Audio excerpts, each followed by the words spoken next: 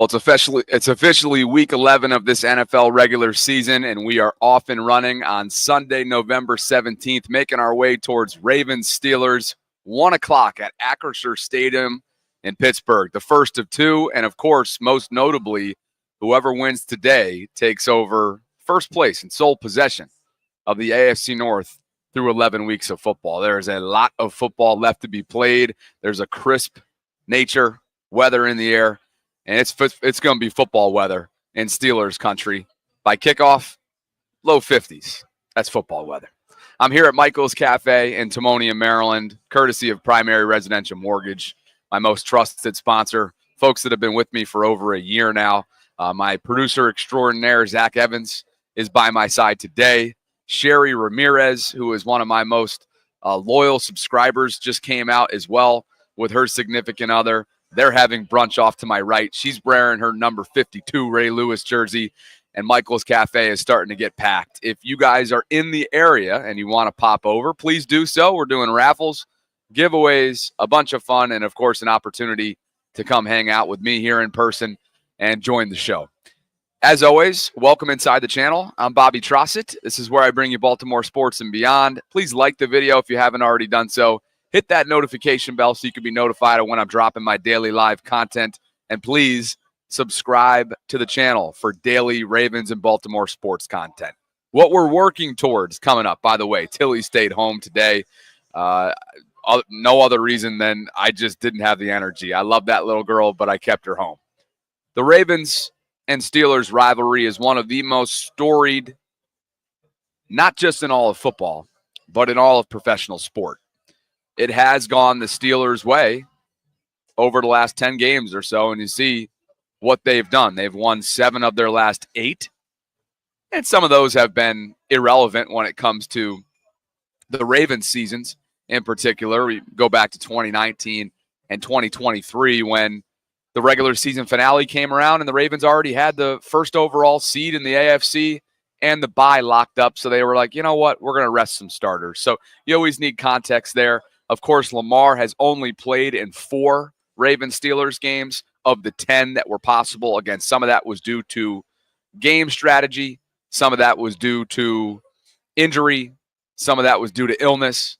But we know the next chapter and this rivalry will be renewed later on this afternoon. It's a 1 o'clock kickoff. We're taking you right up until then. And, of course, Sarah and I will have our post-game coverage coming up later, typically starting around 5 o'clock or so. Ravens come in at 7-3. Pittsburgh, of course, 6-2. And here we go. Baltimore is a 3.5-point road favorite. The Ravens have been a favorite at Pittsburgh for 3 of the past 5 trips there, as Jamison Hensley tweeted out earlier this week. And the last 8 meetings between Ravens and Steelers have been decided by an average of 4 points. We know what this rivalry is made of. We know for years and years and years, defense played such a pivotal role in becoming one of the more iconic rivalries in all of sport. Hasn't necessarily been the case this year so far. We know what the Achilles heel has been in Baltimore. And quite frankly, Pittsburgh's pass defense is not all that much better. And I think Lamar Jackson and company will have an opportunity to pick them apart from a deep ball game outside the numbers vertically. And, of course, at the center of this rivalry, at the center of consistency and stability with these two franchises, the guy on the right has been in Pittsburgh since 2007, and he is the longest tenured head coach in the league. And, of course, the guy on the left came to Baltimore the year later in 2008, which makes him the second longest tenured head coach in the entire league. Coach Tomlin spoke about the rivalry earlier this week at the podium. Did not disappoint with his diction. Oh, he never does. These games, not because it's them, but because they're a good team. This time of year, you want to be leaning in on 5-star matchups and being a component of it. You're in 5-star matchups not only because of the quality of people that you're playing, but also what you've done. And we respect that component of it, and we're excited about that component of it. And we just want to continue to sharpen our sword for these battles, to find a way to prepare ourselves and put our best foot forward and find a way to win, and search for more. And so for this week, we acknowledge, man, Baltimore is a really good team. And historically, we've had some awesome matchups, man. There's always AFC North ramifications, and I just respect this rivalry. I think one of the awesome components of this rivalry is the continuity in the organizations, man. I've been on my job a long time. Harbs has been on his job a long time. And I think that adds a texture and history to it. And so that's something that is an honor to be a part of. And we're just simply writing the latest chapter this week with some new faces for us and new faces for them as well. Guys get an opportunity to be a component of this thing, and even some guys flipping sides, guys like Patrick Queen and Moon being on this side of it, just like Arthur Millette a year or so ago, moving to their side of it.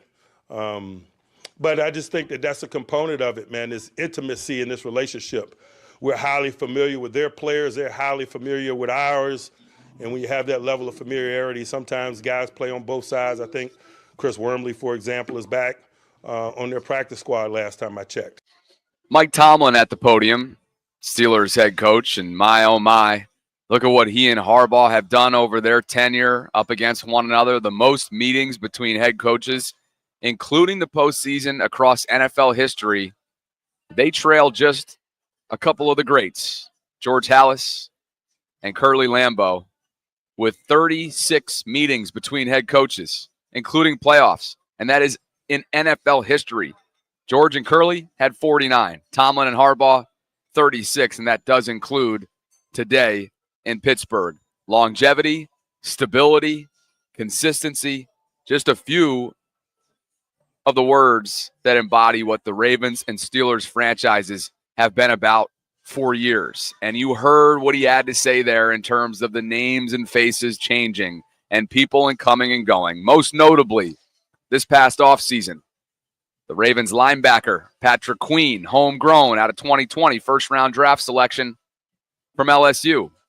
The Ravens let him walk, and he proceeded to sign a 3-year, $41 million contract with the Pittsburgh Steelers. Since then, plenty of social media antics, plenty of conversation, and now PQ for the first time going up against his former team that drafted him. Here he is unloading some emotions earlier this week with reporters in Pittsburgh.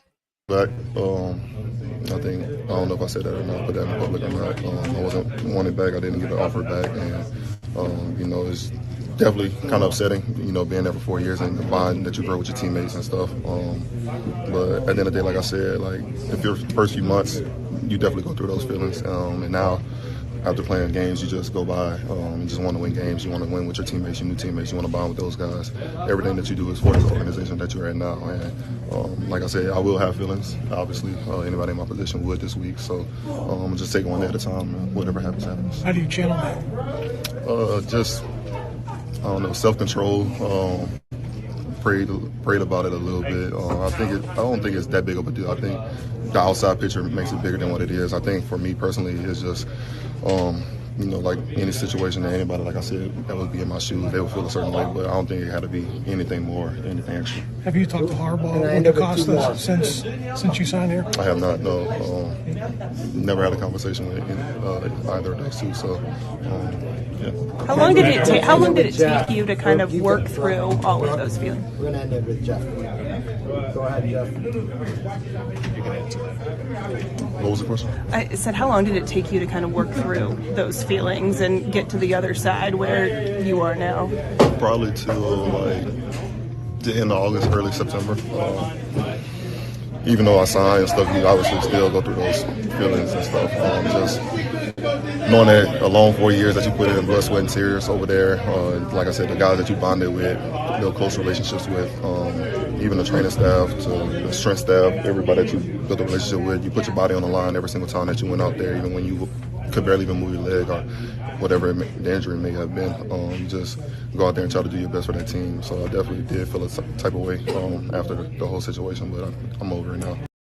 Patrick Queen, former Ravens linebacker, speaking with reporters earlier this week, and you heard him there off the top. This isn't really news. But he mentioned, I wasn't wanted back. I didn't get an offer back. It's definitely kind of upsetting being there for years. The bond that you grow with your teammates, at the end of the day, the first few months, you definitely go through those feelings. And, well, guess what? Those feelings, they lingered. And they lingered into the late summer, Patrick said. So the reality is, yeah, the Ravens didn't want him back. And as Jeff Zrebiec noted, back in April, the Ravens made no effort to keep PQ. And as you see in his story on The Athletic, Baltimore made no effort this offseason to bring back Queen, even after the open market didn't yield the type of contract offers that many pundits projected for the 24-year-old inside linebacker.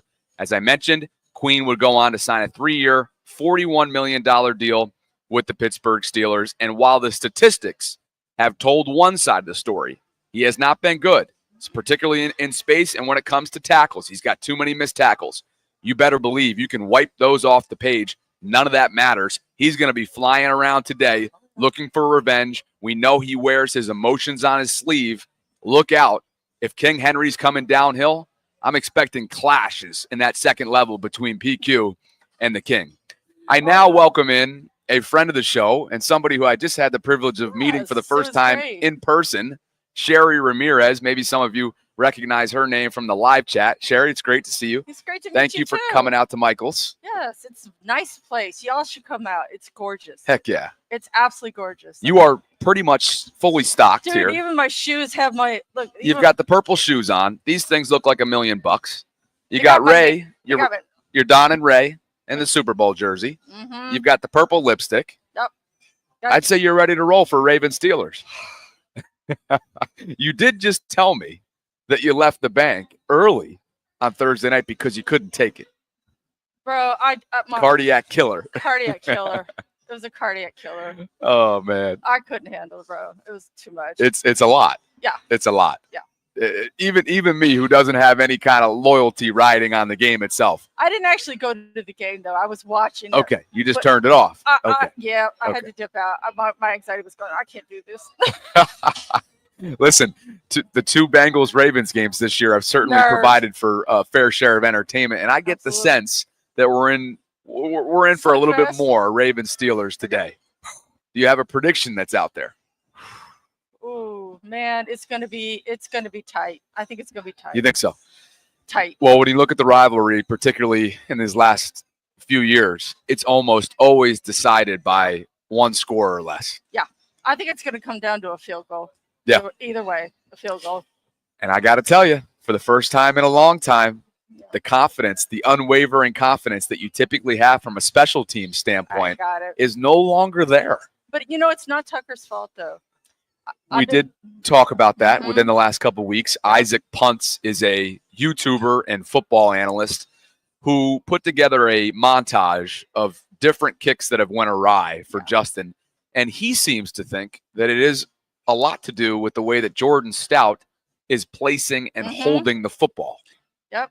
And Jury's still out. Right. And once you broke up the Wolfpack, it was never the same. The Wolfpack, there's a certain level of continuity that the Wolfpack provided for years that the Ravens have had to try and figure out how to endure that change in recent years. And I thought that they really weathered the storm last year when Nick Moore went down with a season-ending injury. You bring Tyler Ott in as the long snapper, and you never really skip a beat.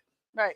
Where they've struggled, obviously, is Justin missing left. He's been pulling balls. And so that's got to be priority number one for he and his team. You got to think at some point here down the stretch, some games will be won and lost by special teams. And we saw it in Cleveland, right? And what happened in Cleveland? In Cleveland, the Ravens had a very rare, average, pedestrian-like offensive day. Yep. And they needed their defense and special teams to come up big. Yep. And they didn't answer the call. And that's the difference for this year's Ravens team from years past. I don't know. I don't know what to do for them, but right. Well, I'll tell you what. For starters, you can get back to your brunch. I appreciate you for coming on. Thank you for having me. You are the best. Seriously. I mean, the Tielas, the Brian Spars, everybody in the live chat, Zone 16, right? The people that are Holly, everybody that doesn't miss episodes. We may not know what you look like. Now I do. But we appreciate your presence. We appreciate your commitment to what we're building. And welcome to the 9%er. That's right. I appreciate you coming Thank you, out. man. Enjoy yourself today. All right. You and the hubby having a good time over All there. right. Thank you, man. The countryman. Get the countryman breakfast. Over easy eggs, sausage, Delicious. rye bread. Won't go wrong. Thank you, man. All right, Sherry. Sherry Ramirez, kind enough to spend a few minutes with me. And we are live, as you can tell, from Michael's Cafe in Timonium, Maryland. We're getting ready for a week. How you doing, man? Good to see you, brother. We have to get you on the show in a couple minutes. All right, sounds good. Michael's is totally starting to fill up here. My producer extraordinaire, Zach Evans, is doing the Lord's work for me as a guest booker. And again, I just wanted to say thank you to Sherry Ramirez and all of you, the OGs, who have been with us from the jump. We're coming up on 20,000 subscriptions for the Vault. Coming up on, 23 or 24,000 subscriptions on the Bobby Baltimore side of things. And I appreciate you guys. So let's continue the conversation and talk about then and now. Well, now, Deshaun Elliott, one of the most pivotal defensive players in Pittsburgh. But what was he then? A guy that just could not stay healthy in Baltimore. He packed a punch. This guy brought physicality. This guy brought an inner dog mentality, and the Ravens let him walk. And as we learned earlier this week, he still thinks about that. That's for darn sure. Talk about lack of loyalty, being on the other side of things, being a full-blown traitor. Let's just talk about the Ravens Steelers from the other side now. I wouldn't say traitor because Eric DaCosta had a chance to sign me back and he chose not to. He chose to sign number 32, which y'all have over there. So, yeah, I'm putting it out there. I don't give a fuck. There's a lot of talk this week. Was there ever? Deshaun Elliott setting the world on fire going on the Punchline podcast with Jack Settleman and Marlon Humphrey. And between PQ and Deshaun, there is plenty of motivation when it comes to then and now, and the new faces and the old faces reuniting for a massive divisional matchup that, again, the winner emerges as first place owner of the AFC North. That's not all Deshaun had to say about this matchup. After the game last night, we won. Yes, sir, we won. We're on the bus back to the airport. He's like, bruh, I'm not even going to be in the locker room this week. I said, why? He was like, you know why? I said, no, I don't. He goes, this is that week. It's Ravens week. I said, oh, yeah, they're going to ask me a lot of questions. And technically he is a traitor because from last year to this year, I mean, hey, I'm going to be real. You can. Hey, money talk, BS walk. So he decided to go somewhere who appreciated him more than Baltimore did. But I've realized this, that a lot of times players that leave Baltimore, they go and they play better. They become great because Baltimore decides to let their talent walk. God, I don't know why. But we'll see. We'll see how PQ handles this week. I'm sure PQ is going to give a lot of tips and whatnot to our offense, hopefully. I know he's preparing for this game. I know he can't wait to play in this game because I know he cannot wait to talk mess to the sideline when he makes a play. So this will be fun. This will be very fun. It's not personal. It's business. Yeah, right. Try telling that to Deshaun Elliott and Patrick Queen, and it's easier said than done when you have to swallow your pride. And I think Patrick had to do that this offseason. I think he thought that 3 years, $41 million, while that is life-changing, of course, he thought he was going to be more in the upper echelon when it comes to that free agent linebacker offseason market, and that was not what happened. Deshaun clearly still feels some type of way about his Ravens departure. Marlon Humphrey referred to him, again, his friend. Keep in mind, there's some good, playful, friendly banter there between the two of them, but he referred to him as a full-blown traitor. And Deshaun's response, I wouldn't say traitor because Eric DaCosta had a chance to sign me back, and he chose not to. He chose to sign number 32, Marcus Williams. And we all know what's transpired since for Marcus. He's been unable to stay on the field. He was benched earlier this season. And guess what? Guess who didn't travel this weekend? Not Marcus Williams, but another guy who's been benched before and has really become a disappointment in year one with Baltimore, and that is veteran safety Eddie Jackson, who will not travel and did not travel to Pittsburgh today. This is a non-injury related designation. He's been ruled out for today's game. And somebody that was the latter half of free agency in terms of an acquisition for the Ravens. Sure, the expectations weren't through the roof given what they signed him to. But the reality is they missed on Eddie Jackson. And Eddie has looked like a shell of himself from what he once was in Chicago. Look, assuming this is not something, and you would have thought that if it was something that was a life event that spontaneously came up, this would have been talked about. This would have been discussed. This would have been shared by somebody. Because there is no life event, so we think, it's just yet another example of the perceived friction in the Ravens defensive back room. And that to me is indicative of a number of things. But the biggest concern on that, to me, this defense is far from championship caliber. And as of right now, you can't convince me that it's not going to get in the way of where this team wants to go. That it's not going to get in the way of just how special and historic this Ravens offensive group is. It's a disappointing year for Eddie Jackson. It's certainly a disappointing year for Marcus Williams. And you want to know somebody else that's pretty disappointing as well? I'm going to go through the inactives and then we'll get you on. The inactives have just come out, and in rather disappointing fashion, for the third time this year, David Ajabo is a healthy scratch. Arthur Maulette, who showed up with a walking boot on Thursday, he unfortunately does not get a crack today at his former team. Arthur is dealing with a calf setback, and the Ravens' reliable nickel corner, heavily physical player, understands AFC North football, will not be able to go today. Rasheen Ali, the rookie fifth-round pick out of Marshall, is down. Eddie Jackson, as I just mentioned, did not travel with the team.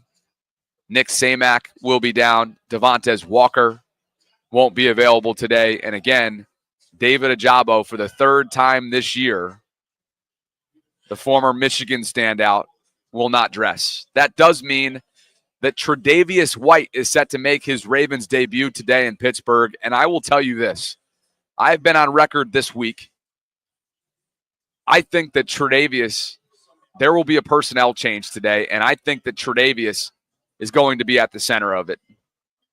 I think Tre'Davious White, the cornerback who spent a couple months with the Los Angeles Rams this year and began his career in Buffalo and is 13 months removed from a torn Achilles, I'd like to think that Tre'Davious is going to start to log some coveted snaps for the Ravens. And guess what?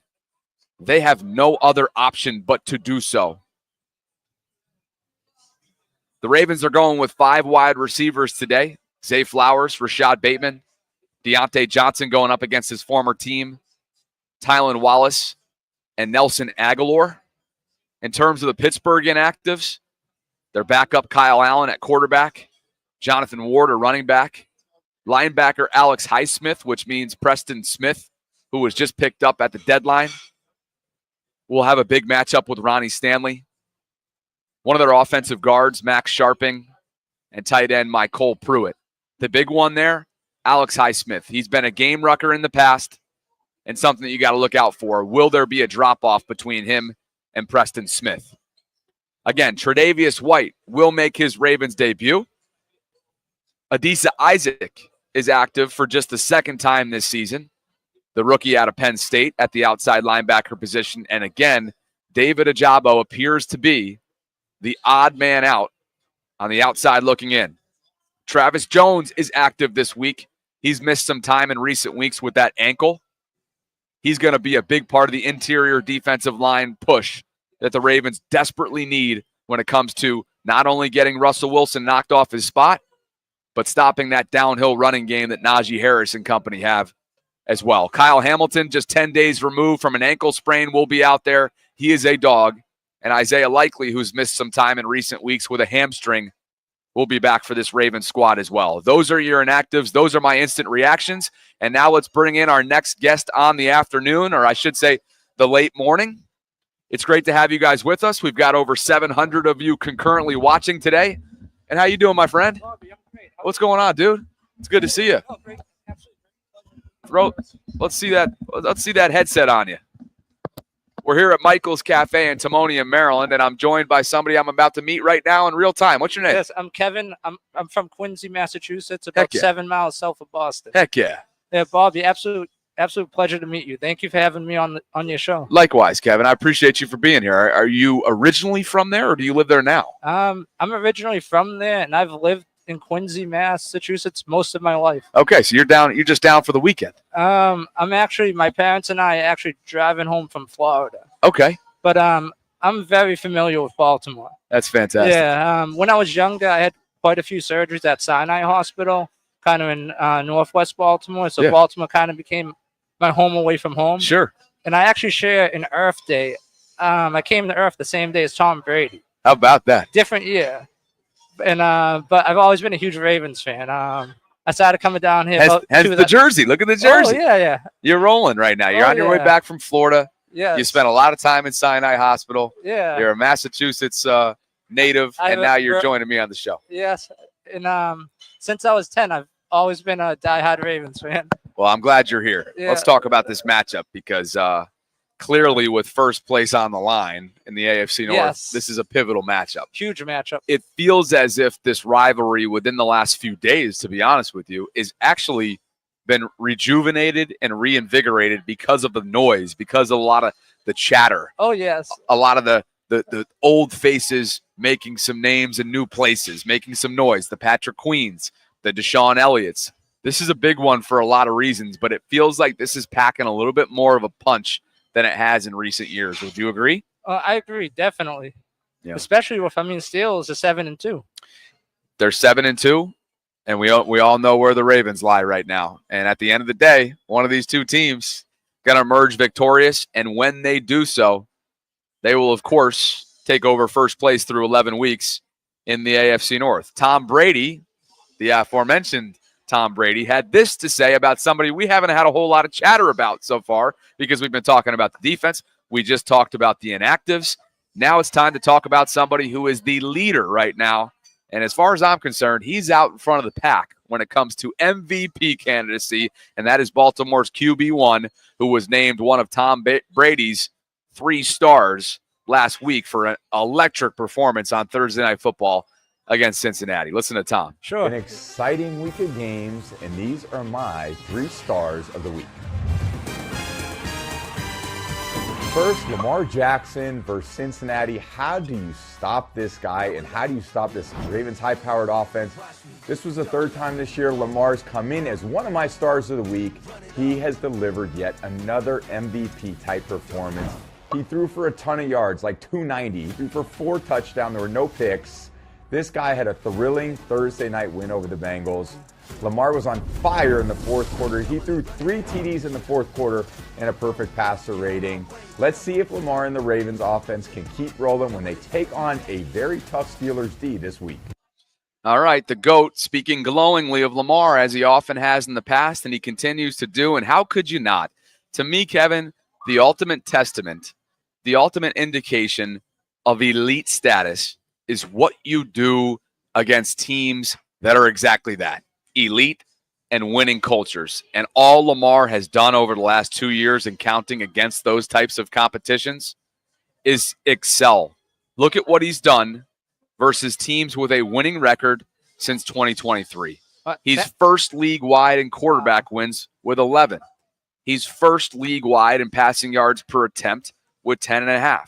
He's first league-wide in passing touchdowns to interceptions ratio with 27 and 4 respectively. He's first with passer rating. He's first in offensive touchdowns. This guy has been nothing short of spectacular. And Kevin, he's racing away from the pack for MV3. He is right now. 131.8 quarterback rating. That's insane. That's like better than Madden numbers. Right? And there are often times where it's video-like with what he does. Oh, the way that he scampers down the sideline, the way that he shows off all-world escapability in the pocket, what he's become as a precision passer and winning through the air, particularly when he's not at full strength. He's been dealing with a knee setback in recent weeks. Maybe that's actually dictated the way Todd Monken calls games. I don't know to what level. He's clearly missed some practice time. This week he missed one. It was non-injury related in terms of his designation. But the reality is the way Lamar weathers the storm, the way Lamar wears this kind of weight of the world on his shoulders with this organization, even though for once in his 7 years, he has a supporting cast that's worth a darn. It's just been exceptional to watch. Oh yeah, it's been awesome. And I mean, and don't forget Lamar's mental game. Every year, I think he improves a little aspect of his mental game, too. That's a great point. And the way that he's able to dictate defenses, manipulate defenses, read, high processing ability. That's what Lamar has showcased. And I think that's what Todd Monken has done such a great job of unveiling, right? Lamar's always had that. We saw that at Louisville. We saw that with his pro-style offense that he ran successfully to a Heisman Trophy award with Bobby Petrino. We weren't able to see that to the full extent in the Greg Roman era. John Harbaugh and company knew that. They may have hung on to that era for far too long, but they made the right hire. And almost 2 years later, there is no offensive coordinator that's garnering more attention right now league-wide than Todd Monken. No way. And do you mind if I chime in another point on Lamar, please? Absolutely. So so it's saying on Lamar, this is going to be a bold take. And Lamar has had 2 really huge playoff games. Last year against Houston, a game about 3 or 4 years ago against the Tennessee Titans where we won, not the 2019 game. But if you take out the postseason, I think Lamar Jackson's resume is comparable to Patrick Mahomes, both 2-time MVP. And this year and last year, if you check Mahomes' stats, he's kind of following the Tom Brady route. Good stats, not great stats. But when it counts, he comes through and wins the Super Bowl, gets a break. I mean, I don't know if it's luck if it keeps happening, but. And that's just exactly it. You can pick apart his statistics all you want. You can talk about the interceptions. You can talk about how pedestrian his offense looks like. Kansas City wins and wins often. We'll see if that happens today. A big one. Oh, huge one. Can Buffalo hand Kansas City its first loss of the season? Something that should absolutely be discussed that probably hasn't enough. Harrison Butker's role in all of this. He was just placed on injured reserve. Yes. He's their star kicker. Harrison will be down for at least the next month. The Chiefs have really struggled to consistently punch it in the red zone, and they've relied on Harrison's leg to put up points. That could be the difference today. Oh, definitely. Especially if, I think, is that game in Buffalo? I'd have to check that. I'd have to check that. I mean, Kansas City is not an easy place to kick to, but Buffalo, it's kind of colder, windy stadium. It is in Buffalo. Okay. And as you know, so that could be a difference. Growing up in Massachusetts, yes. Once November comes around, weather is not guaranteed in the Northeast. No. Particularly when it comes to Western New York. Yes. Ain't that right? And the best thing about that game is that game's at 4:25, I think. So we can enjoy hopefully a Ravens win and then watch that game after. It is in Orchard Park. It's a 4:25 kickoff, to your point. Very much looking forward to that one. Sarah and I will be streaming during our post-game show. But hey, what are you going to do? Kevin, yes. What's your prediction today? And I'll let you get back to your brunch. I mean, I know the Steelers swept us in our dominant season last year. I'm not trying to sound like overconfident. I think it's 34-10 Ravens. 34-10 Ravens. I think Henry only had about 68 rushing yards and a touchdown last week. I think he gets over 150 rushing yards, 2 touchdowns. I think he really gives it to Patrick Queen and Elliott. 34-10. Tucker hits a couple field goals. Justin Tucker starts getting back on track. I think our defense makes a statement game. I think we take away the deep ball with Williams and Pickens, and we get some pressure on Russell Wilson. You heard it here first, guys. Kevin from Quincy, Massachusetts says 34-10. Let us know in the live chat what your prediction is for Ravens Steelers, the first of 2. And keep in mind, it does not get any easier for Pittsburgh from here on out. 6 of their last 8 games, guys, in the regular season will be against AFC North divisional opponents. That is no joke. No. And that's something that they are going to have to be battle tested for. And I'm of the belief that when you look at their strength of schedule thus far, while they have played well and while they are cooking right now, scoring at over 30 points a game with Russell Wilson, I get the sense that they are not truly battle tested the way the Ravens are through 11 weeks of football. But that's just me. Yes. No, I kind of agree with you. Time will tell today. Yes. Bobby, thank you. I appreciate Kevin, it. Absolute pleasure. Thank you for coming out, man. Safe travels back up north, all right? Thank you. I'll be making the trip up there next week. I look forward to it for Thanksgiving and whatnot. That is Kevin, my man, part of the Ravens flock. Absolutely. Part of the Northeast Ravens flock. I love that when I meet fellow Northeast people. We got Sherry Ramirez in the house. Michael's Cafe is rolling inside. They got their Christmas decorations up, and none of this would be possible without my friends at Primary Residential Mortgage, which I look forward to sharing more with you on in just a bit. But I tell you what, I'd be remiss if I didn't talk about just for a minute or two, because I know it's been worn down and probably overly talked about this week. But if there's two teams that Lamar Jackson has been against, I think you know one of them, and I think you know the other. It's Kansas City and it's Pittsburgh. They have had his number, albeit a small sample size against the Steelers. He is 1-3 in his head-to-head matchups with Mike Tomlin thus far, and here are some of the numbers that lead you to believe, right? It's not just Lamar, okay? Think about last year when they lost to Pittsburgh, in Pittsburgh, and Ravens wide receivers dropped 7 footballs. Look at this. His Ravens supporting cast should be just as much a part of the accountability discussion as Lamar himself is. Lamar has not been great, but the supporting cast hasn't been that great either. Jonas Schaefer compiled some numbers that are telling. A 13.2% sack rate allowed. That's the highest against any team. What about a pressure rate allowed? 41.1%. That's the third highest. And again, that drop rate, which was certainly spiked after last year, cannot happen against Pittsburgh. If you don't win the turnover battle, if you're not dictating how things go in the trenches, if you're not catching the football, particularly when it comes to third down situations, you're not going to emerge victorious today. This is a different Steelers team than years past. Okay, maybe not the Ben Roethlisberger era, but since Big Ben walked away, this is the most elite team that they've had, and they have visions of becoming Super Bowl caliber. I'm not ready to crown them yet as being a true contender, but you better believe if they beat the Ravens today, there's going to be a lot of national attention surrounding the Pittsburgh Steelers and their candidacy to go the whole way this year. It's got to be better. It starts with Lamar, but make no mistake about it, as this graphic right here indicates, the supporting cast around him has to hold serve as well. Over 700 of you joining me right now concurrently. I'm glad you guys can be with me. We're here at Michael's Cafe in Timonium, Maryland, where I've been the last 3 away games. Of course, the Ravens don't play a home game until December 1st. Feels like it's a lifetime.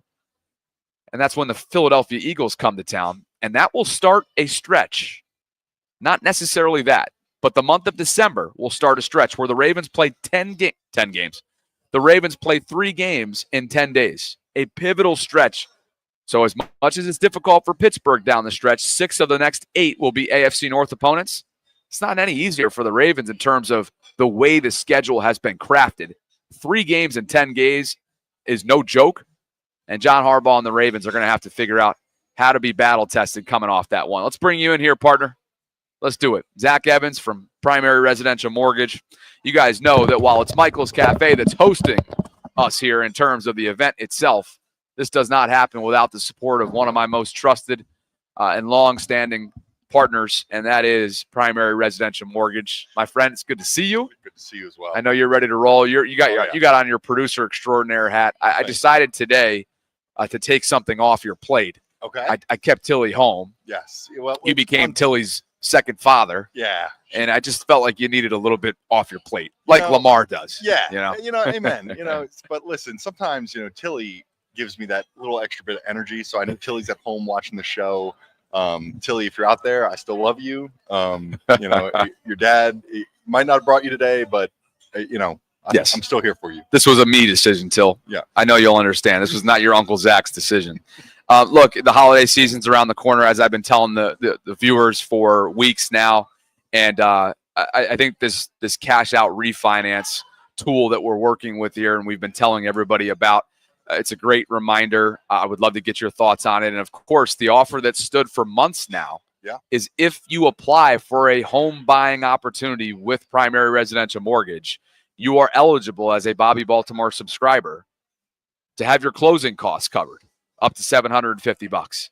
Now, that's applications that are submitted by February 9th. It's coming up right around the corner with the holiday season. Things are going to get quick. Yeah. a great little incentive that you guys have been generous to provide. What else is going on at PRMI? Well, just like you mentioned, I don't know if people realize how much equity they have. I mean, home ownership equity has skyrocketed over the past couple of years, and it's gotten to a point where people, the last time they check their mortgage, they're like, "Oh my God, I bought my home for $200,000, it's worth $400,000," and people are like, "Well, what can I do with that?" And they have no idea. You can do a cash out refinance. You can get the gift for your kid that they've always been waiting for. You can pay off student loans. You could pay off a car. You could, that equity doesn't just have to sit in the house. You can use that equity for so many different things. We have so many different options at Primary to put you in the best position possible. If you don't want to get rid of that rate on your first mortgage, we have options where you can keep that first mortgage and do what we call a HE loan, where you can take out a closed-end second.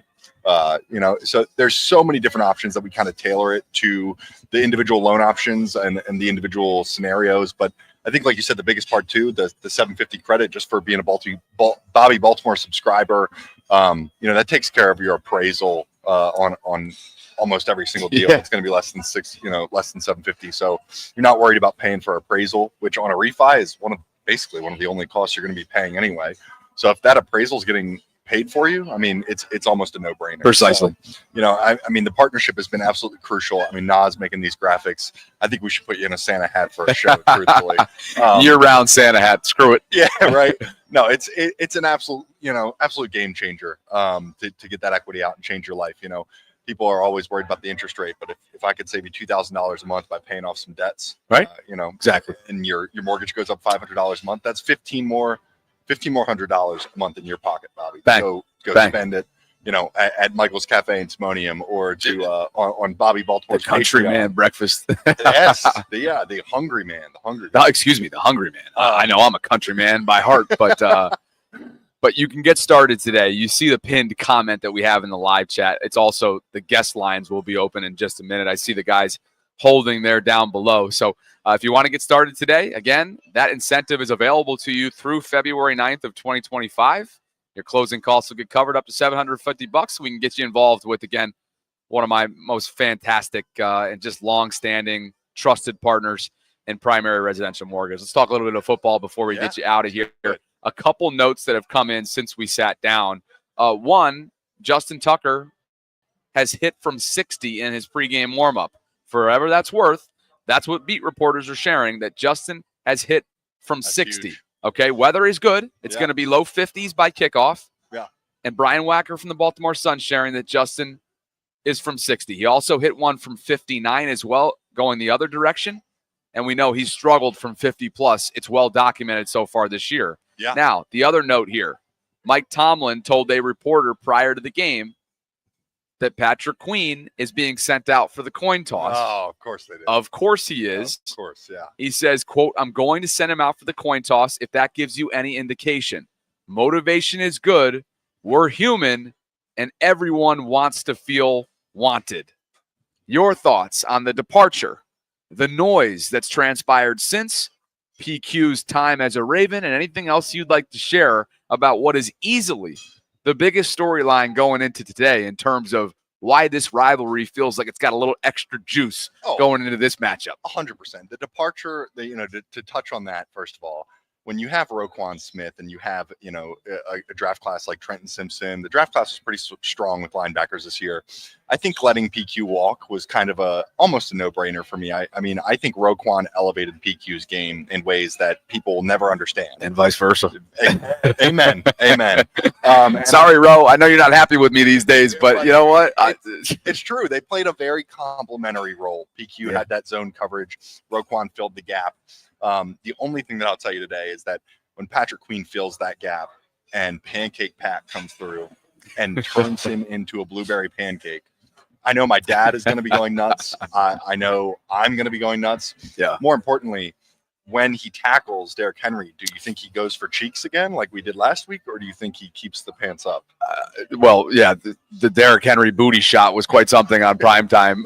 But I will tell you that, well, it wasn't as worse as Mike Tyson's. Yeah, that's true. Mike Tyson's was really something. Netflix, what are we doing? How did you guys not know that he was bare-ass naked in his pre-fight interview? Like, unbelievable. By the way, most stage-scripted event that you will ever see. Oh, 100%. Mike remains untouchable in my mind. Yes. That did not taint anything, and I didn't grow up in that era. I've had to use YouTube and historians to, and I know you're the same way. We unfortunately just we're too young. Yeah.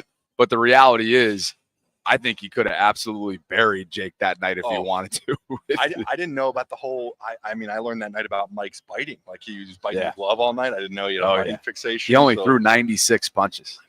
And you saw when he was training, he was going nuts. So like you said, I think something a little held back there. But 20 mil is 20 mil, and right. Jake's the real winner in all this. Amen. And at some point here, he's going to have to fight somebody that is currently a dog. Yeah. And I think he will. And you know what? I got a lot of respect. I know he is a polarizing figure. Yeah. But he and his brother have really created an empire, and it's been a lot of fun to watch. I saw he already challenged Conor McGregor. I did see that. I doubt he takes it. Connor ain't taking that. No, and he But should. God, that would be something. It would be. Man. But to go back to PQ, I truthfully, I can't wait today for when we're running a QB option, and Lamar, it's Lamar v PQ, and Lamar gives him that little head fake. PQ bites on it, and Lamar just goes whoop right by him. Well, where's Patrick always struggled? He struggled in space, and not last year en route to an All-Pro campaign, but he struggled in coverage. And so I think, PQ's strengths, as we watched him evolve into, is somebody who had great vision, somebody that could knife through the front, right? Somebody who had great sideline to sideline closing speed. Yes. He's tremendous in those areas, Yeah. and he is the green dot communicator for this team. So he has quickly ascended to somebody who's taken on a pretty significant role for Mike Tomlin's defense.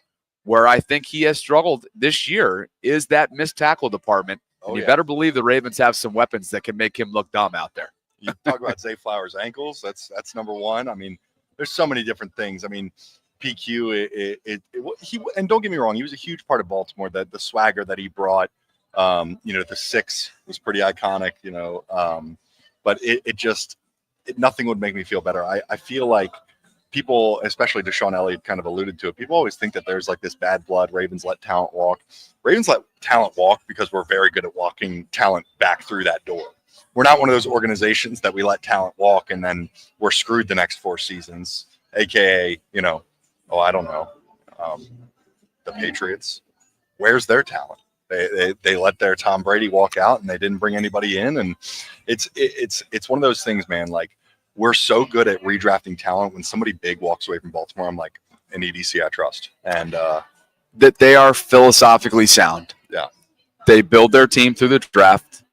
It can sometimes drive the fan base crazy when they aren't willing to overspend. Yeah. And you get it.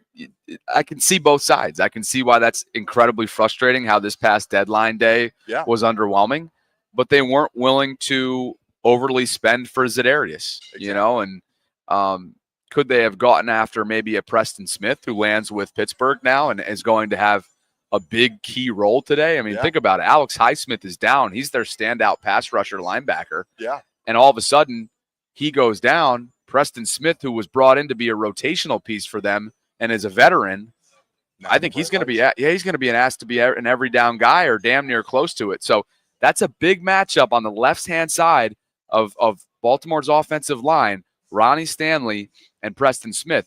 Perhaps bigger than that, where have the Ravens struggled in their losses this year against elite, dominant, all-world pass rushers? Myles Garrett in Cleveland, Max Crosby in Vegas, and, of course, the third loss was to who? I'm just blanking. Vegas, Cleveland, and who? Vegas, Cleveland, and Kansas City. Kansas City, yeah. Chris Jones, of course. Chris Jones in the toe.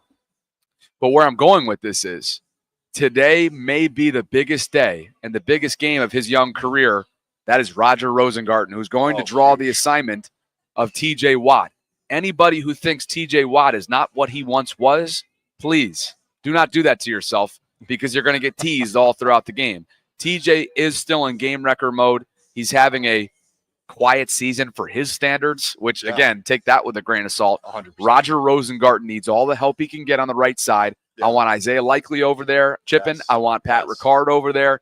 He needs help because Watt's going to be coming flying in, and Lamar is clearly not 100% right now with that knee. Yeah. Big matchup to watch on the right-hand side. 100%. We talked about it before the game. My dad and I, keys to the game. Give me Luke. What? this type of shit right here drives me nuts. Right here. I'm sorry. Yes. Luke is constantly putting things in the chat like this. Right. Luke never misses a show. He's my guy. Yeah, but right. this stuff pisses me off right here. No, what should. makes you feel compelled to write that in the live chat, Luke? Why do you feel like this is mind-boggling to me? It's TJ is washed. It's a blanket statement, Luke. You know it. And it's no different than when Tucker's lining up for a field goal and they're like, this guy hasn't missed in 150 attempts. Drives me insane. It's one of those things. You're asking for the worst, man. You know what? We will see each other after the game, Luke, and I will give you your flowers if he has a non-impact. But to make blanket statements like that drives me insane. Yes. And you want to know what it makes you look like, Luke? And I mean this with all due respect. It makes you come across as if you have rose-colored glasses on when you're following and watching your team. Come on. Be better than that. Amen. Be Amen. better than that. Fire And me Luke up, never Bobby. misses a show. Luke never misses a show, and I love that. I absolutely love that. But those comments, it just sets me off. No, 100%. Because TJ Watt can be a game wrecker in the same way that Max Crosby was. TJ Watt, listen, to circle it all back, when you look back at this most recent offseason, we were going to pay PQ or we were going to pay Nnamdi Madubuike. And we chose to pay Nnamdi Madubuike, and people don't understand because he's not the big name everyone. Nnamdi Madubuike has made a difference this year, and he's been one of the Ravens' best. And he has the Haloti Ngata effect of where he's getting double teamed most plays, and he's still making plays. Yep. That defensive tackle position is so important, and it sets up your edges, right? No question. So when you have Cameron Hayward, who's an absolute legend, unfortunately. Yes, he is. And he soaks up that middle that allows TJ Watt and Hightower to make those plays. And with Hightower out today, you have an opportunity. Highsmith. Yeah. My bad. You have an opportunity to take down one of their weapons in TJ Watt. You take him out of the game. You make him a non-factor. You make PQ look silly. It's such a big opportunity here. If you can control TJ Watt and you can control George Pickens today, you're going to walk out of Pittsburgh with a W. Right-hand side of the line. Yes. Watch it early and watch it often. This is the type of game where you can start to be viewed as an ascending rookie the way we all view Roger Rosengart. Yes. Somebody that didn't get the nod right out of the gate, and his first career snap was certainly one that he wants to forget. But this is a guy who's quietly stacking games for them and been a key part of their Ravens offensive line. So, again, that's going to be a key part to watch. Right-hand side, Watt, how are they going to set Roger up for success? I cannot wait. I can't wait. I cannot wait to see. Fires me up, too. 92 doesn't do. Good. And you know what? That was my goal. If Luke wasn't already fired up, I hope he is now. Because he's got me jacked up, and I'm glad he got me going like this. Amen. Let's go. Amen. It's Ravens Steelers. Let's go. Let's go. We're here at Michael's Cafe in Timonium, Maryland. We're having a blast. All 700 plus of you coming up on 800 concurrents. Kevin from Massachusetts is out here in his Lamar jersey. Sherry Ramirez is here with her husband. This place is pumping right now, and the inside of Michael's is rolling too. They've got all the decorations up for the holiday season.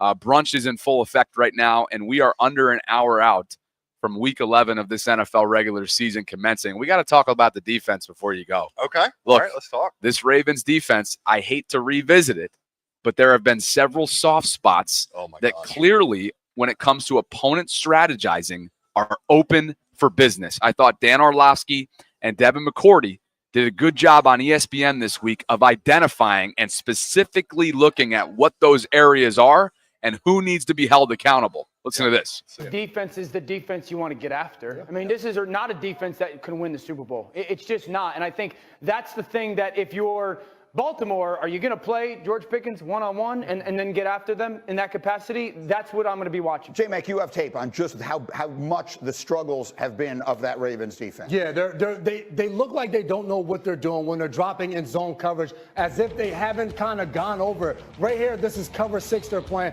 which all this is you're playing cover 2 to the top side. You're going to look at these guys. You have 2 guys in that area. The inside backer has to stay inside for the in cut. They're both running to the flat, opens it up. That's an easy completion right there for Joe Burrow. This is week after week. Right here, cover 3. Both your corners on the outside, they have the deep part of the field in their area. And then you have a safety in the middle of the field and 4 underneath droppers. So it's so important for these guys to be on the string. And Roquan Smith right there is just drifting away. He's not looking at the quarterback breaking down. That opens up that lane for Jamar Chase to catch the ball. There's somebody tackle him. There's no way a guy should catch the ball and just run through the defense. This is something I think they're going to have to do. Just play man-to-man and lock up everybody. This is a key fourth down. There is nowhere for Joe Burrow to go with this ball. People are saying, well, why is he throwing the ball deep? Because nobody is open. Their defense, their pass defense, has to step up and play better. Orlovsky and Greeny going with the Ravens there in the prediction column. Harry Douglas and Jason McCourty. I said Devin, excuse me. Jason McCourty was the one in on there with Dan Orlovsky when it comes to, again, unpacking where it's been open for business for all the wrong reasons in this Ravens defense. It's been the underneath pass coverage. It's been very little cover up from the safeties into level 2. Can you imagine being in the level 2 right now, the Ravens inside linebackers, knowing that you have such little coverage, such little reliance, dependability on the back end? It's a tough world to live in right now. The pass rush lived up to the bill last Thursday. 40 pressures. Joe Burrow had 56 pass attempts. He was under duress early. He was under duress often. I'm expecting the same today if you can get some interior pass rush from the big fella, and that's Travis Jones, who's going to give it a go. That ankle has been hobbling and lingering and giving him issues so far over the last month or so. But, Zach, he is a key piece. And I'm telling you right now, while we will continue, I'm sure, unless something miraculously changes overnight, to keep discussing level 2 and level 3, level 1 took a great step forward on Thursday night, and they got to keep stacking. 100%. When you have those rotational guys, Travis Jones, like you said, absolute game record, because when Nnamdi is getting a couple breathers and you can have somebody else come in and just fill that void and keep punching that offensive line, frees up Kyle Van Noy, frees up that secondary. Like you said, the biggest point is this defense has players that aren't doing what they normally do. You know, we talk about Roquan. Roquan's played a whole different role this year, and I don't think it suits him that well. I think the key to this defense is finding that rhythm, and they've got, 10 weeks left to do it. And can they find that rhythm over the next 10 weeks? Can Brandon Stevens trust that when he lets a receiver go, that 32 is going to be running stride for stride with that receiver? At the present moment, he cannot. But is there something that Marcus Williams or the Baltimore Ravens can do to make that secondary feel secure? I think, we're going to see these boys become men over these next 10 weeks. And that's because every single person on that Ravens defense is an absolute dog. And I'm just waiting for them to bark a little bit. I feel like some of them are cooped up in the kennel. Think about where this Ravens defense would be without Kyle Hamilton. I mean, who, by the way, when I mentioned the inactives, I probably didn't do a good enough job of sharing that 10 days removed from an ankle sprain, number 14, an old school player playing in a new school time, is giving it a go. Yeah. That dude is tough as nails. Kyle Hamilton will be out there today, which is a huge boost for the Ravens defense. You heard from McCourty and Orlovsky there on ESPN. What about Ryan Clark and some other guys inside the NFL? Bill Belichick as well. Chris Long talking particularly, again, specifically about that middle part of the Ravens defense. Yeah. Coverage work together. So, Chris, what are you seeing from this rush of the Baltimore Ravens? Well, they just don't have that Batman. You know what I mean? That guy that's your lead dog that clearly you say. And Matabike's had a great year last year. He's starting to tick along now. But, the guys up front not having a Clowney. You talk about the attrition of losing a couple guys here or there, changing coordinators. This stuff compounds. Yeah. I mean, sometimes it's not just one guy, it's everything. But the pass rush for sure, losing Clowney, who won a lot of one-on-ones last year. Yeah. Coach, you became a defensive coordinator at the age of 31. Defense coordinator of the Baltimore Ravens, Zach Orr, is 32 years old. How difficult is it to sort of delegate and give assignments to coaches when you're a young coach and your first tenure at the position?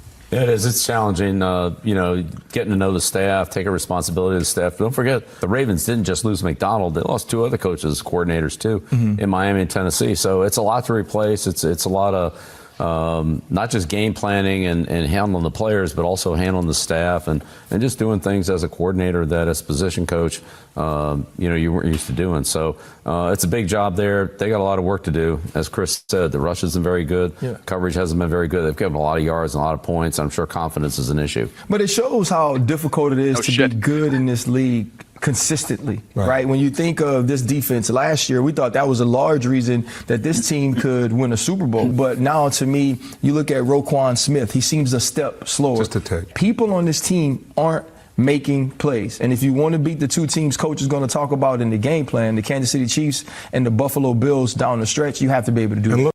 Fan base isn't the only ones talking about Roquan Smith being slightly behind a little bit. And while the national side and, of course, locally and regionally, we are all pinpointing this defense. Yeah. Mike Tomlin, as Sean Payton did a couple weeks ago, kind of took a different approach. Coach T.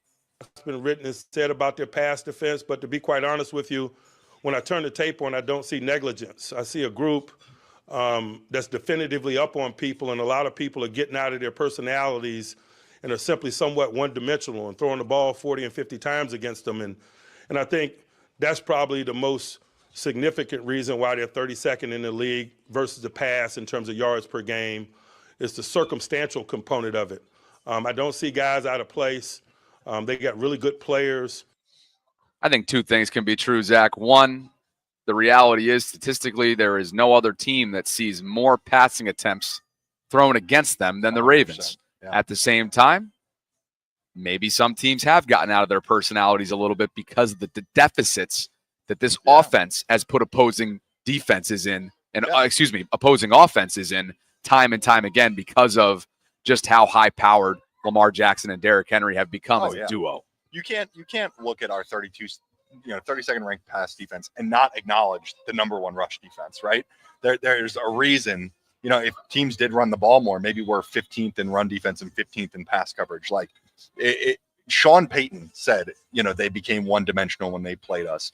Mike Tomlin, as much as I hate the guy because he's tantalized us for years, the guy's in the NFL for a reason. The guy is a genius. And if Mike Tomlin is sitting there saying, "Look, guys, teams are getting one-dimensional. Teams are struggling against the Ravens," that's not Mike Tomlin giving flowers. That's him being honest. He's saying, "Look, like, give credit due where credit's due."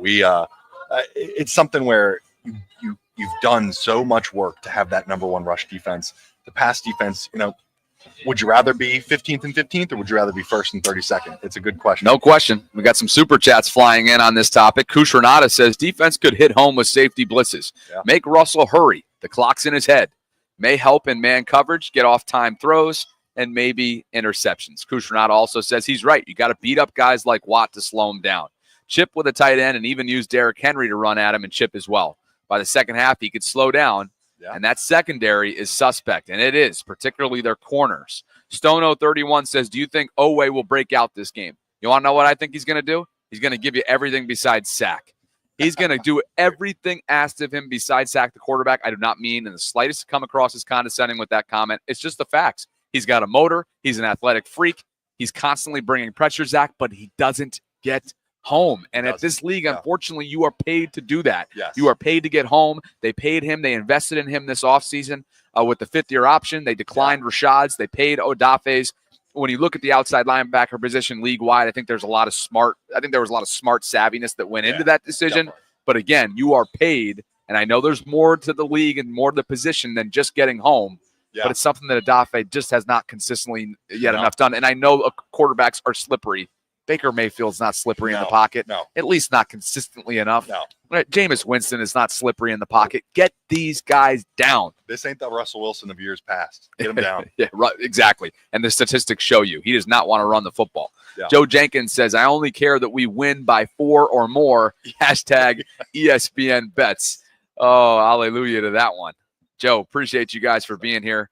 Zach, always appreciate you, my friend. Michael's Cafe and Timonium. Kevin's front row, my man, with the Lamar jersey. He's rolling. Sherry and company over here. It's great to have you guys out at Michael's Cafe. And again, it goes without saying, can't thank you enough at Primary for getting it done for us, opening up these opportunities. And Steve and company here at Michael's Cafe. Awesome spot in Baltimore County. Definitely. Thanks, brother. Yeah, of course. Give me a hit up for that equity, number one, and number two, Luke. TJ is going to make you pay for that comment. It's all your fault. Oh, Luke, we love you.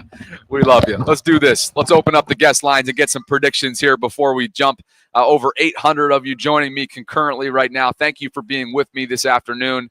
We are just over a half an hour away from Week 11 of this NFL regular season. It's the Ravens and Steelers that'll battle it out, of course, for first place in the AFC North. Let's open this thing up in major form here and get some big names in the hood. What up, gentlemen? All right, boys. Starting down in Mexico City, hit me with a 30-second prediction, your matchup to watch, then Chef, then Julian. Good to see you, gentlemen. All right. Before that, I saw Gervonta. Gervonta wants a piece of that Jake Paul's ass. So I won that fight. I won that fight because Gervonta is pissed, and when you piss him off, you get knocked out. Keep going. All right. So my prediction, situational prediction. Oh, yeah. Everybody hang tight now. Everybody hang tight. He's going to take the 30-second rule book that I gave him and throw it out the window. All right.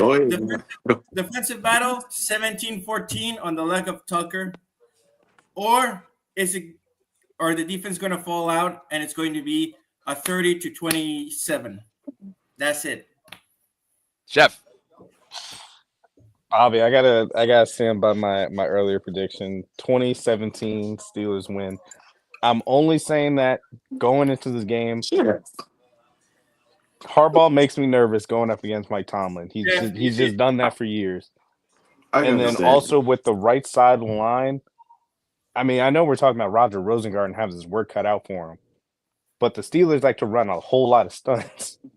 And Falele is really bad at picking up stunts. He's like, throughout all of the film this week, he is, or not this week, but this season, terrible at picking up stunts. Yeah. So again, I mean, I think the game's going to be dictated by if Lamar is going to have time to throw, and then also how they'll try and pick up Henry when we start trying to, bully them a little bit with the run game. Jewel, talk to me. Oh, well, I had a lot to say, Bobby. You know that. As far as number 6 from Pittsburgh, I'm not saying his name. I'm not going to be everybody else and say, what his name is. I'm calling him number 6 from Pittsburgh. That's what he's referred to. That's what it's going to be at. Anyway, and I had a lot to say about Earl Thomas, too, but I'll save that for, another time because he's an idiot anyway. How I see this game going, it's going to be a See, wait a second now. This is what happens when I don't let you come on for multiple days on end. You start talking about multiple content pieces that you missed and this, that, and the other, and you're keeping your receipts and so on and so forth. But continue. Man, you had me revved up, Bobby. I was like, let me get it. Every topic that you kept switching to, I was just like, all right, I got to say something because this is stupid. But you had me revving for that. So I was like, all right, I'll save that for another time. But my prediction is it's going to be a typical Ravens Steelers game because I don't see a scenario where it becomes where it's going to be a shootout. I mean, I could be wrong.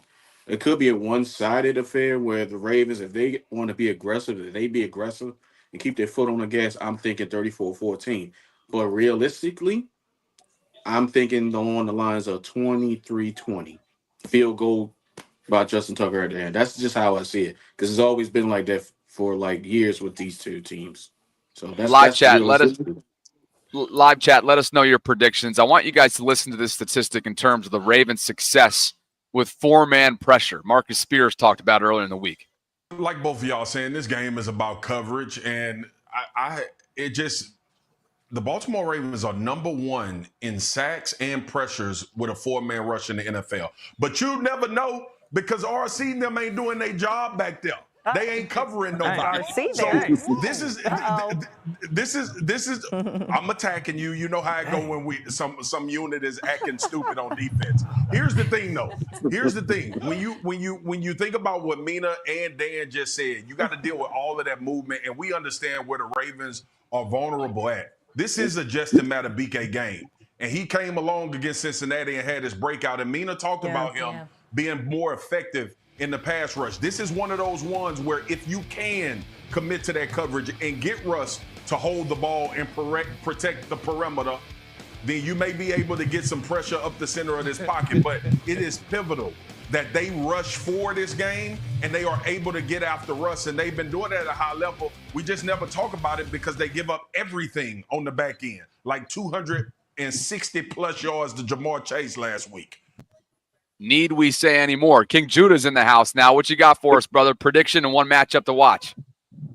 Yeah, man, I came in today and I don't know, Bob, I got to be completely honest with you. I'm feeling pitted today. So I have no clue who's going to win this game, but I do have 2 predictions. I predict that Bateman is going to drop 2 passes today, and I predict that Oweh is going to miss a sack. How about that? Yeah. He's feeling petty today, and how fitting that you're feeling petty on Ravens Steelers round 1. What does that mean for round 2? You gonna be a little nicer come December?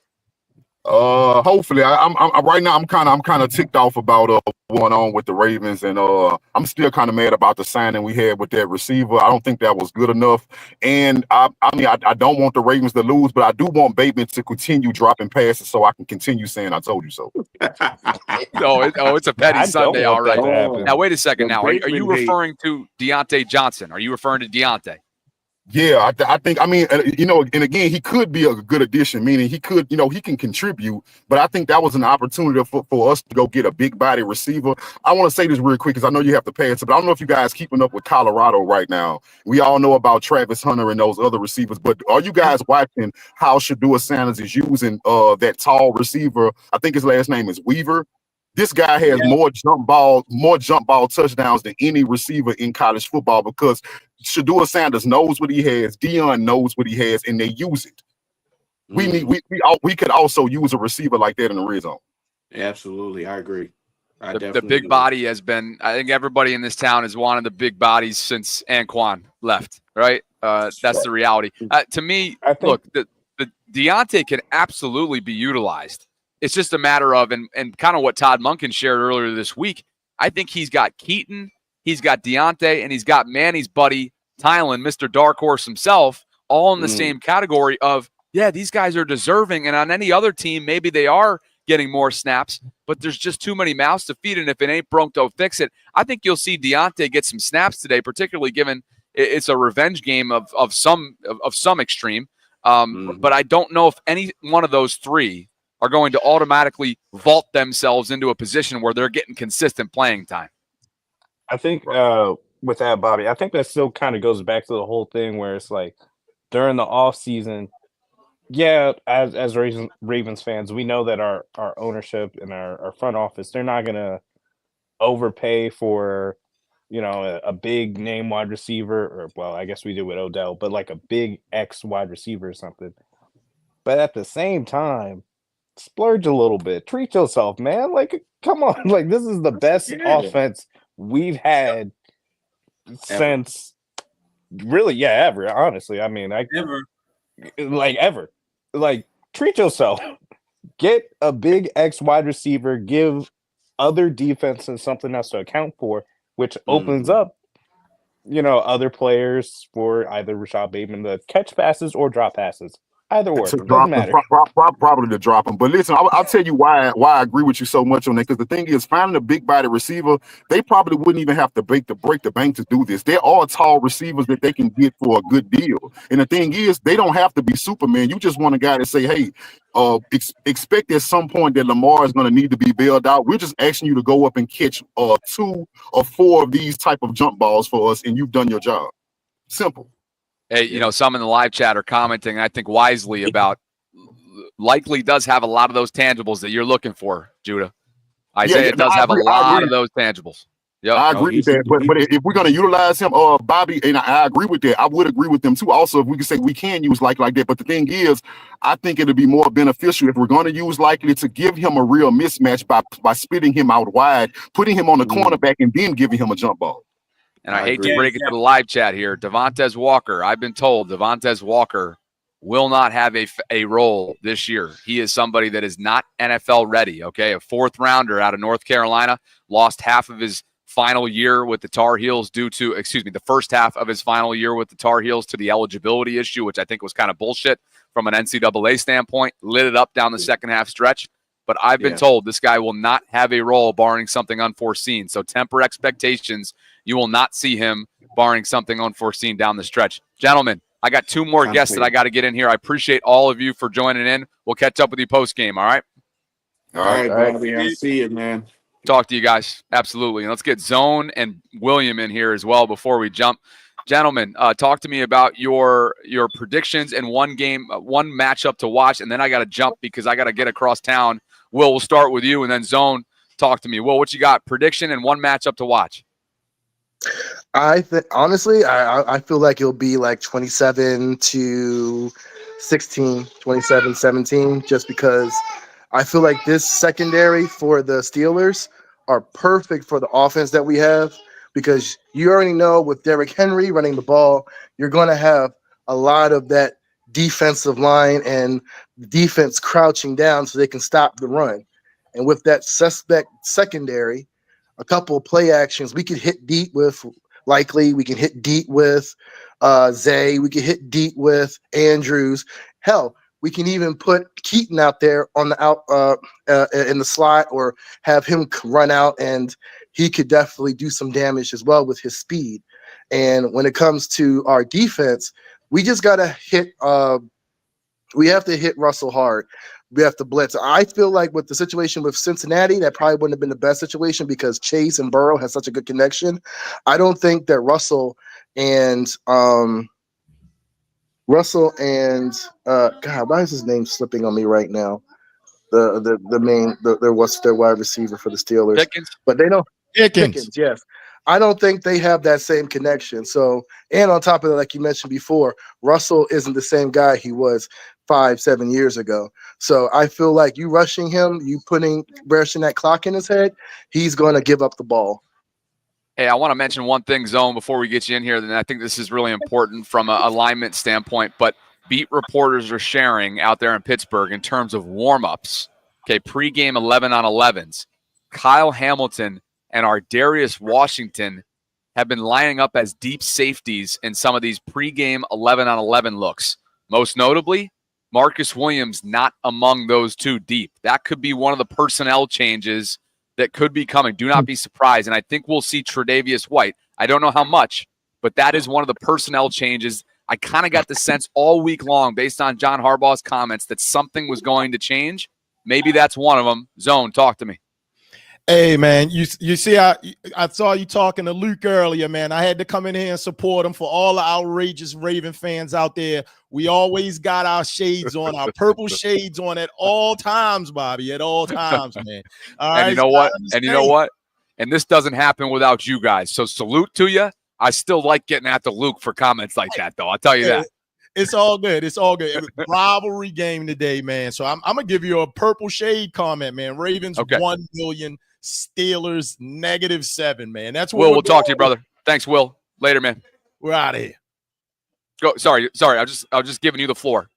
Oh, no. I was saying Ravens 1 million, man. Steelers -0. We got to go with the purple shades prediction today. You know, it's not even realistic. We want to see multiple interceptions from the Kyle Hamilton, Darius Washington secondary that you just mentioned.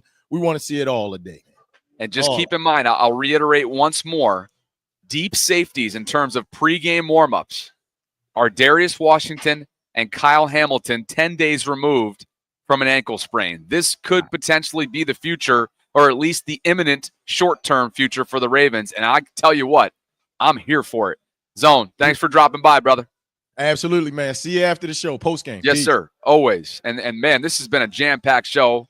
Over 800 of you, close to 900 joining me in. Diesel Doctor hits me with a $10 super chat donation on the way out and says, let's get this W, Flock. See you all on the flip side, hopefully with the dub. And Moneybag says, Chef Trez, get back in the comments, buddy. That's right, Chef. You ain't no co-host. Get back in the comments. I love you, Chef. All right, guys. I appreciate you for being here, as always. We appreciate the hospitality by Michael's Cafe here in Timonium, Maryland. It's been a tremendous experience. I've done the last 3 away games here. And as always, if you want to support the show, the free ways to do so: liking the video, subscribing to the channel, hitting that notification bell so you can be notified of when I'm dropping my daily live content.